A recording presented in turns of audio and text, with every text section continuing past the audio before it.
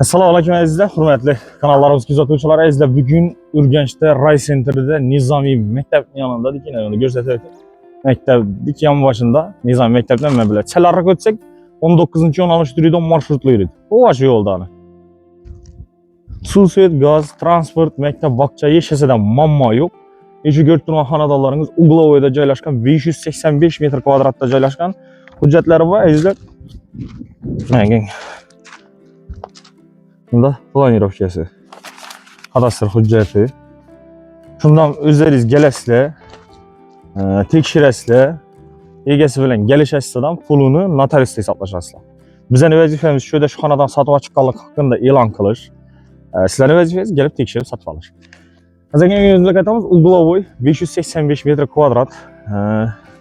Hujjati 2011-yilda ro'yxatlashtirilgan ekan. Xudo xolasa, kelavermasdan ko'chalari dosh to'shalgan. Eldilari steshkalatilgan, zeleniy zonalatilgan ko'rib turganingizdek, uminingda chiqaymiz. Umining qiyosini bemalol aynan mashina qo'yadigan joylari bor. Nayeslatilgan. Aynalar plastronlardan rishotkasinacha qo'yib chiqilgan. Sokollari mramordan ishlangan, ko'rib turganingizdek. Joylatib. Endi uydan ham alohida kirib chiqish bor.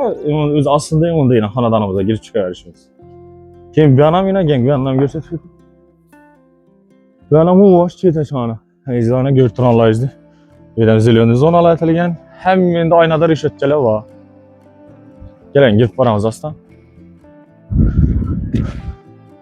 Batafsil ma'lumot uchun hamma o'qiding shu xonadonimiz egasining telefon nomerlarini ekranlaringizda yozib qoldiramiz. Video davomida o'tirmay ko'rishingizni so'rayman. Ko'chadan kirganingizdan prixojiyimiz, restoranimizning tkanoviy ob'oylar aytilgan. Chiroyli.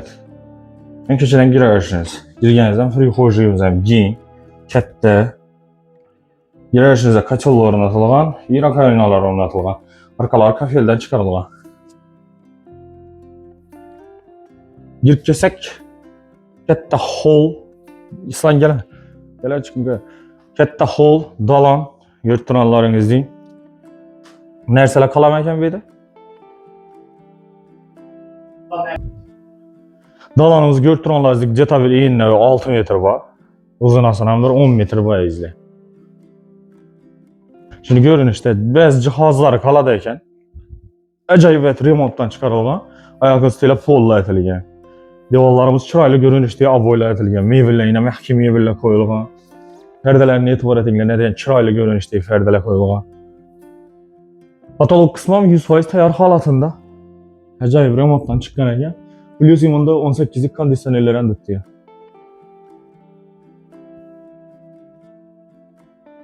Şimdi görünüşte dalanımız keyin deyip ya alakadar yanında işe çıkıyor yerler. Halasızda bekleverişeceğiz mümkün.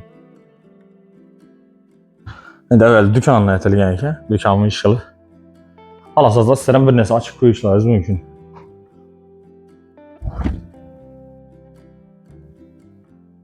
Radiatorlarni ko'rsatib o'tamiz. Radiatorlar izda bu qimmat xilisi, eng yaxshi xilisidan qo'yilgan.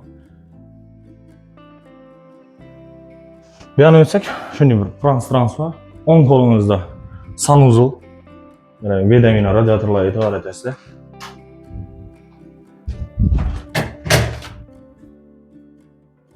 Sanuzulimiz ham keng, kichkina emas. Ko'rib turibsizlar, og'ular o'rnatilgan, sushilkalar qo'yilgan, hammalar kafeldan chiqarilgan, katta keng joyda joylashgan.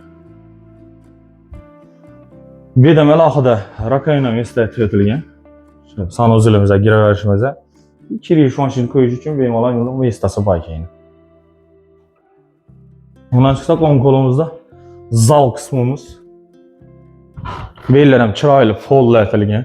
Kenglik ham keng, 5-6 metr bor. Enini uzunasini 8-9 metrlar bor. Ikki joydan aynan tengda ajoyib radiatorlar qo'yilgan.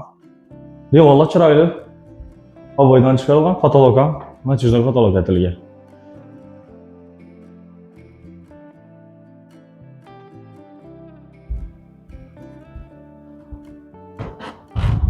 Bundan chiqsak, doğrumuzda yana bir xonasi Yani birini spalni, şu detski spalni ve kattalarni spalnisi мәселесі болады. Suv, gaz ve de mammasız.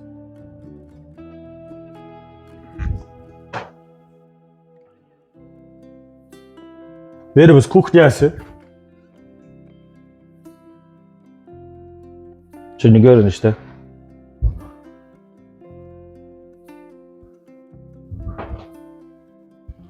Yan tarafımızda kattalarımızın spalniyası joylashgan. Yurtronlar izleyin. Ajoyib. Adasam ekan, chiroyli fondan chiqib turibdi.